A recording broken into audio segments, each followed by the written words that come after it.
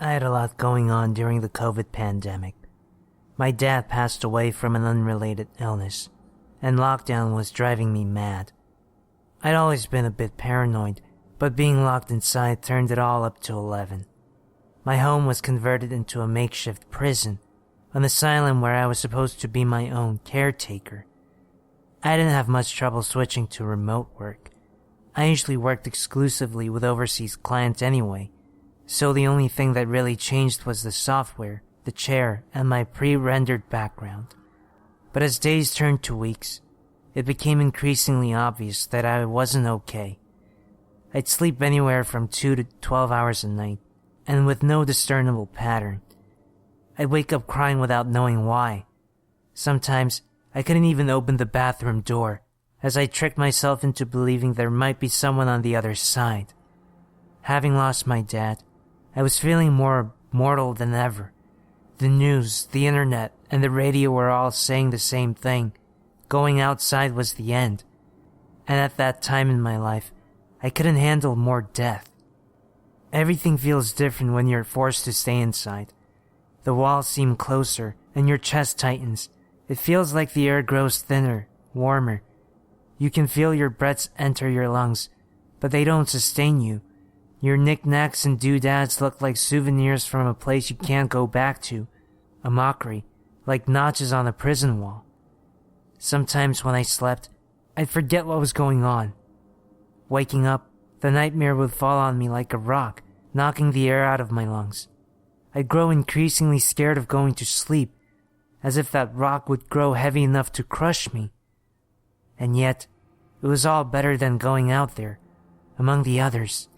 I couldn't take a step outside my door, even if the lockdown was to be lifted that same day. There was no way for me to convince myself that everything was going to be fine. Nothing was fine, and it wouldn't be for some time. My colleague Dana was the first to take notice. I'd been up for about 53 hours.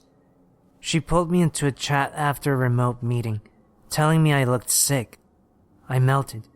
I poured my heart out about anything and everything, barely forming a coherent sentence along the way. If someone asked me to recall what I said that day, I could only hazard a guess.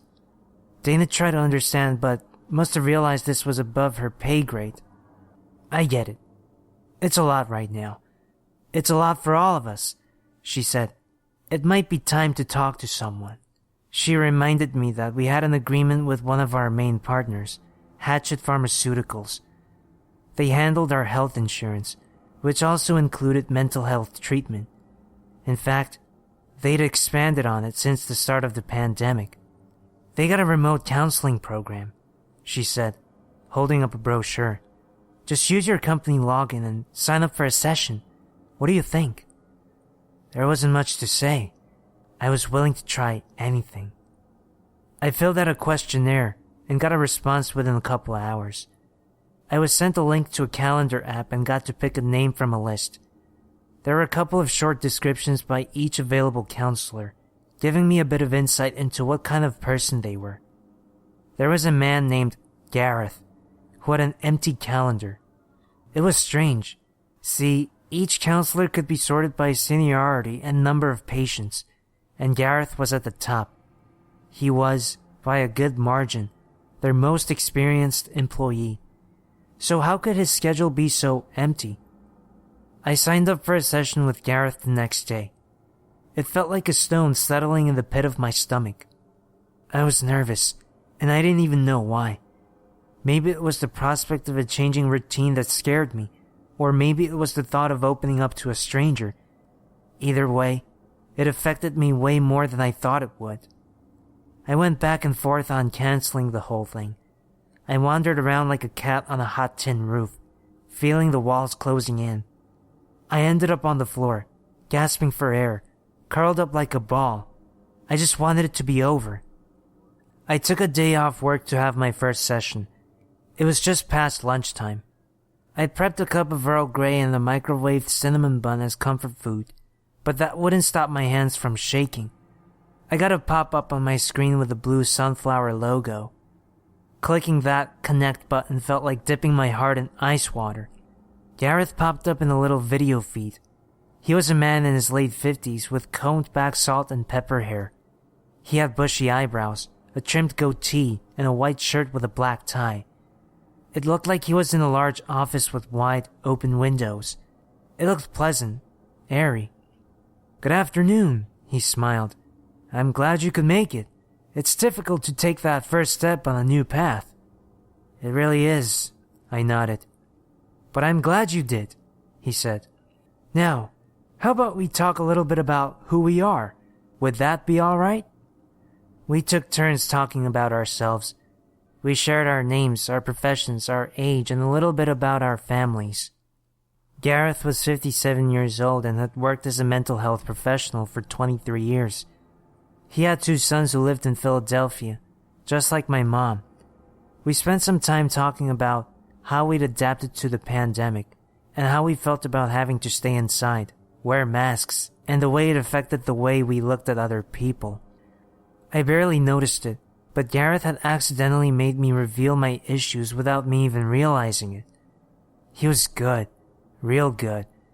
I had told him about how difficult my life felt, that I felt trapped in my own home, but that the outside was even worse. "You're describing it like you're sailing a frying pan on a sea of fire," Gareth said. "Like there's no way out. That must be stressful." He was spot on. It felt hopeless, like spiraling down a black drain, but he just smiled and nodded. "We can work with this."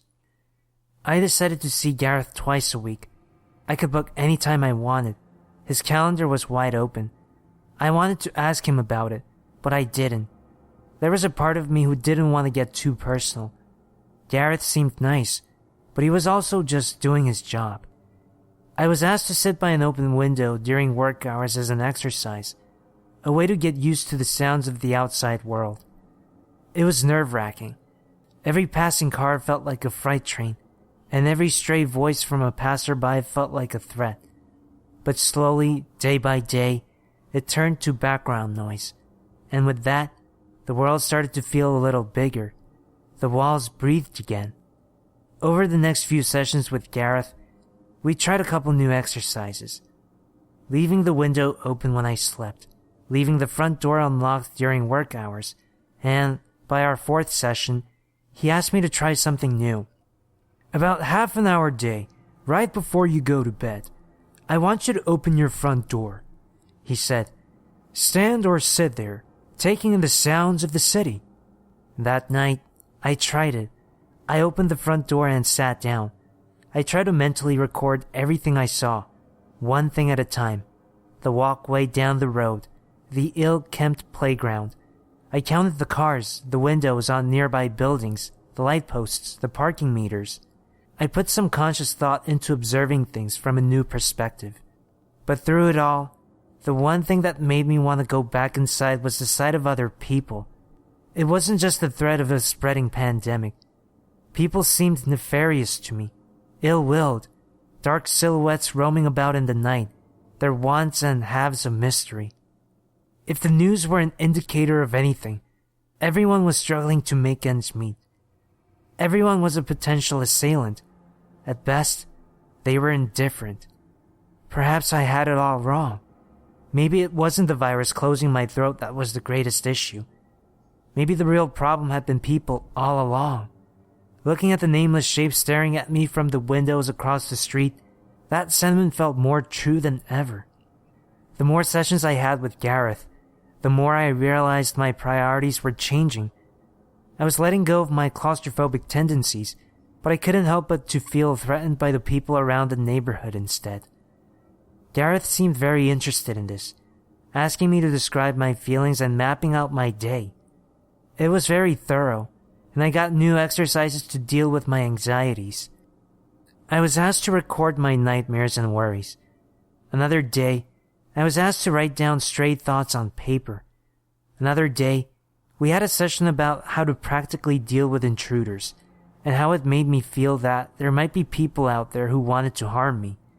We talked about the many ways people could disappoint you, and how easy it was to retreat from the public. But I didn't get a good read on Gareth. It seemed to me like he wasn't really trying to treat me anymore. The exercises he suggested did little but to zoom in on the worst feelings that lingered in the back of my mind. My anxieties were emphasized, not examined. But one thing that remained was my nightly routine to sit with an open door, looking out over the neighborhood. I'd stopped mapping the objects I could see, instead focusing on the neighbors, strangers walking past in the night. I had convinced myself that they wanted my money, my car, my brand name clothes, all of it. I had this feeling that if I were to leave my place for a night, I'd come back to it being ransacked, if I came back at all. It was easier to just stay inside. One of those nights, however, I saw something. On the other side of the ruined playground, there were a series of row houses. One of the doors were left wide open. I could see the shape of someone standing in the doorway. I could have sworn they were looking straight at me. They didn't move. Were they trying to figure me out? Was this a warning? Over the next few days, I couldn't stop thinking about this potential someone. It's as if I could see them everywhere, and Gareth wasn't helping. He was asking me to describe them, both physical attributes and their actions. It became a bit of hyperfixation, and I couldn't stop myself from seeing them in the corner of my eye. But the fact was, something was happening out there. I'd see that same person every night, staring at me from across the street. I'd hear footsteps outside at night. Sometimes when I slept, I swear I heard someone messing with my letterbox. It felt ridiculous, and I knew I was exaggerating. But was it really all make-believe? It was a Tuesday when, once again, I logged in to have a session with Gareth. The weather was rough, and some construction work had cut off my high-speed internet. I had to rely on spotty mobile Wi-Fi, and the approaching storm didn't help. Gareth connected, but it took a bit longer than usual. He had the same half-smile as always. I noted that he seemed to have good weather, which was a bit of a surprise. I thought he lived in the area. "Mr. Martin," he said, "I'm glad you could join me." I froze. I checked my webcam, making sure it was working properly. The resolution was a bit spotty, but there was no question about it. My face was clear enough. My name is not Martin. Not only should Gareth know that, but he could also see and hear me. It was very strange. I was caught off guard. "Of course," I said. "Wouldn't miss it." Gareth sat completely still, looking straight ahead. He was silent for almost a full minute, then sort of sprung to life. I thought that maybe the storm was interrupting the Wi-Fi, but it seemed to be working fine. Maybe there was an issue with Garrett's calendar app. Then again, if that was the case, how come he didn't recognize me? "Have you been keeping up with your exercises?" he asked. "Yeah," I said. "Yeah, I have." "So let's hear it then," he continued. "What did you learn?" "About what?" Gareth leaned back in his chair and chuckled. It was a warm sound, but there was something hollow in it. The screen froze, and in a heartbeat, he was back to leaning forward, looking straight into the camera. "About your target." I barely had to say anything. This Martin person had come to Gareth for an issue similar to mine, something he had diagnosed as general anxiety disorder. It seemed like Gareth had poked and prodded Martin in a way that focused their issues on an external threat. Other people. A neighbor. I stood up, stepping away from my laptop but leaving the conversation running. I peered out my living room window. "What do you think I'll do to this neighbor?" I asked. "We've talked about this," Gareth responded. I know, I repeated. "But I want to hear what you think." "I'm afraid you might murder them." I looked back at the screen. Gareth just stared straight ahead, not moving a muscle. No emotion, just a matter-of-fact statement. I felt the moisture on my tongue evaporate as something sour crept up my throat. "And what do you think about that, Gareth?" I asked. He didn't blink. A full 20 seconds of silence passed. The only sound I could hear was my own heartbeat. "I think you're gonna do what you need to do to heal," he said. "And I want you to heal, Mr. Martin." "At any cost?" "Of course." There were a couple of people outside, passing by in the night, someone with a thick coat, another with a trucker cap, one with a backpack, another on their phone, some with their hands in their pockets, someone holding something dark, a gun, a knife. But no one stepped up to my door. No one came knocking, but there was someone standing in an open door on the other side of the playground, looking my way, like they'd done on so many other nights. Maybe they were making a difficult decision. The meeting with Gareth ran out of time, and I dove onto the net. My hands were shaking so much I could barely spell. I checked it all. The name of the program, the pharmaceutical company, Gareth, everything and anything I could get my hands on. There wasn't much to see. Paper trails came to sudden ends. Names were scrubbed or removed. Most people working on the platform were hired as outside consultants, and there was no way to trace what kind of money they were moving, or where. And Gareth, he was a puzzle piece. For everything he'd told me, none of it was specific enough for me to look up. There were no names of his children for me to track, no address where he lived, no mention of his previous place of employment. Running out of options, I called up my colleague Dana. It was 11 p.m., but I had to get answers. Dana was skeptical, but she could tell I was upset. She wasn't enthused about getting back in front of her computer, but I got her to look up a couple of things. It didn't take long for her to find something curious. Hatchet has a company policy about billable consultant hours, she said. They have a maximum number of billable hours. If someone goes past this, they need to be hired as a full-time employee. How does that relate to their remote platform? Gareth and a handful of others go way above this average. They ought to be full-time employees, but there's nothing that says they are. So they're bending their own policies a little, so what? There'd be a paper trail, she continued. We have a close association with them. We got access to their meeting protocols. Policy exemptions need to go through the board. So the only way I see it, there's only two ways to make sense of this.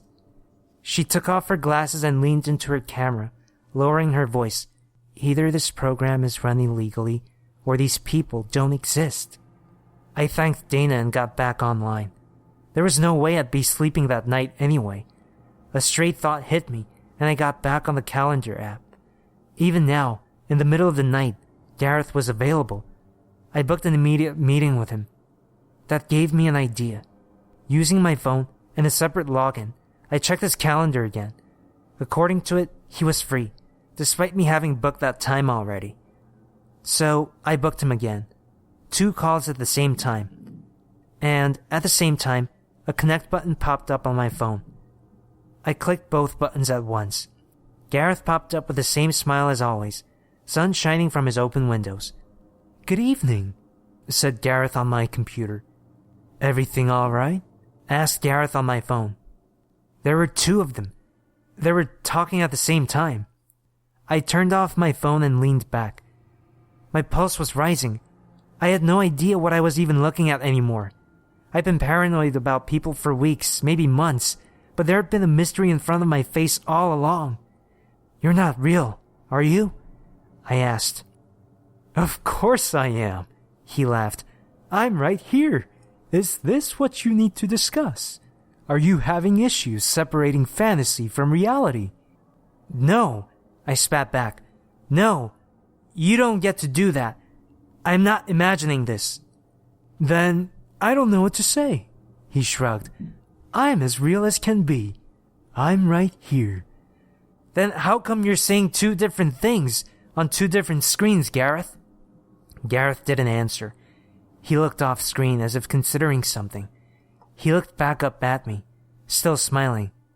"I'm sorry," he said, "but I have an urgent patient issue that I need to resolve." My laptop shut off. Seconds later, my phone went blank. And someone was coming up the stairs. Before my heart could skip a beat, something slammed into my front door. I raised my arms as if to shield myself from the sound, and a second later, I heard the hinges buckle and snap. Then something broke. Something splintered. I rushed to my kitchen, passing the entrance. There was someone standing by the broken door. I only saw them in passing, dressed in dark ill-fitting clothes. I grabbed the first sharp thing I could hold of. Armed with a kitchen knife, I backed myself up against the wall, knocking over a few doodads in the window. It was a long way down, but if I had to, I'd rather have a shot at breaking a leg rather than dying. But I couldn't get the damn thing open. A stranger stepped into the hallway, about 6'3", dressed in a navy blue hoodie and a black leather jacket. Leather gloves curled around an honest-to-God machete. A face obscured by a burlap sack with holes poked out around wide-open green eyes. Shoulders heaving with excited breaths. He rushed forward, grabbed one of my kitchen chairs and threw it across the room. It broke against the wall, knocking over a photo. Shattered glass covered the floor. Something whistled past my left shoulder and slammed into the kitchen tap with a metallic clang. It made my ears screech.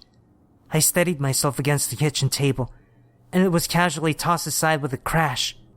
I headed straight for the door. For the first time in months, I didn't consider my anxieties. I had to get out. Then something cold grabbed my neck. Leather gloves. I reached back with my kitchen knife, but lost my footing on the broken glass. I was sent tumbling to the ground, landing hard on my shoulder. I looked up to see a raised machete, and those sparkling green eyes. I had to say something. Anything. Mr. Martin. It was the first thing that came to mind. The machete hung in the air, ready to fall. He hesitated. You're Mr. Martin. You're speaking with Gareth, right? There was no response. Just excited, heaving breaths and a shaking machete, frozen in place like a living statue. He's tricking you. Us. He's tricking us. He's not real, Mr. Martin. He's not real. Something clicked. A heavy boot stepped on my wrist, kicking my knife away. The machete crept closer, cold steel resting on my chin. I felt the warmth leave the tip of my fingers. I win. A hoarse voice wheezed. I got you first. I'm not playing any games. I'm not. For the first time, he blinked. He tilted his head. I continued. I'm not playing, Mr. Martin. You can't be first if I'm not playing. You were trying to get me first. No, I wasn't. You're lying.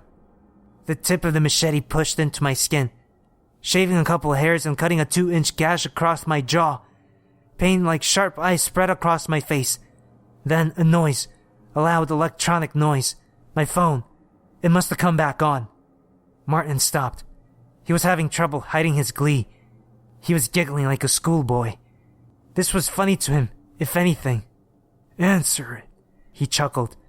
I want them to hear. I took my phone out. It was Dana. Answer it, he repeated. Put it on speaker. So I did. Dana's voice came through. Something about what we talked about had kept her up as well. She had always been the kind of person who couldn't let go of a good mystery. You gotta hear this, she said, going straight into a rant. I think I got something. I held up the phone for Martin to hear as Dana explained her findings. It turned out the program wasn't supported by our healthcare deal. It was just registered as a support feature, and it was included in the same paperwork. It was never literally spelled out as a health service. Looking into the fine print, it was specified as a technical support feature. You get it? She laughed. They're not a mental health care provider. They're hired to handle data collection. What? I whispered. They're gathering data. That's their primary function. Data like mental health problems, stress-related issues, ages, locations, trends, dreams, wants, or how fast they can get us to kill one another. Dana laughed. I looked up at Martin. He wasn't laughing. The machete pierced my phone as he flicked it across the floor. His eyes sunk. He didn't look as excited anymore. His shoulders slumped with a loud sigh. You're not playing, he wheezed. No, I'm not. He took his foot off my arm. I could feel the warmth running back into my fingertips. With the casual stroll of someone heading to the supermarket, he headed for the exit. Without looking back, he shared a few parting words. I would have won. Over the next few days, we lost access to the program. Dana and I couldn't do or say anything. Turns out they had baked more than we'd anticipated into the terms of service. It explicitly stated that it was an experimental service and wasn't to be used as a substitute for conventional mental health care. It was all just data collection, Some artificial program meant to get people talking, engaging them and pushing them to tell them more and more and more, not aiming to help them or guide them, but to get them to return, talk, and stay engaged with the platform. And this Martin guy? Turns out there was no neighbor with that name. There was, however, a man who'd been found dead in the row house across the street, slashed to pieces and kept in plastic bags in the bathtub. Someone had been squatting there since the beginning of the pandemic. Someone who the neighbors described as a strange man with bright green eyes. I think Gareth was just keeping this murderer engaged, poking him to go further, to do more, and to stay occupied. I don't think it was a conscious decision. It was just algorithms. Oddly enough, I think my paranoid tendencies have eased. As the pandemic came to an end, I figured something as absurd as this whole thing won't happen to the same person twice. No matter what I run into out there, I don't think it's going to be another killer. It's freeing in a way. If I can survive this, I can survive anything. Unless Mr. Martin thinks I'm ready to play.